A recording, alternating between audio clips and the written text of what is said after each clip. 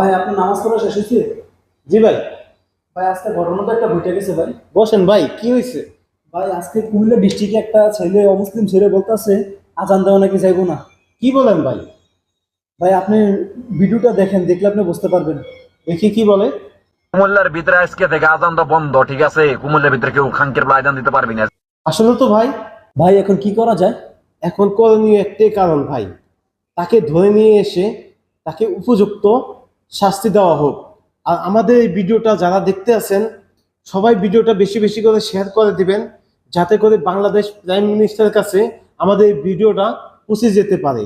এবং এই লোককে ধরে এনে তাকে উপযুক্ত শাস্তি আমরা চাই। আমাদের ধর্ম নিয়ে আঘাত দেওয়া হয়েছে।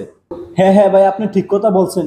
এই ভিডিওটা সকলের কাছে যেন পৌঁছায় এবং কি আমাদের দেশের প্রাইম মিনিস্টারের কাছে যেন এই ভিডিওটা পৌঁছায়। যাতে করে এই ভিডিওটা শেয়ারের মাধ্যমে এই লোককে ধরে আনা খুব সহজ হয়ে যায়।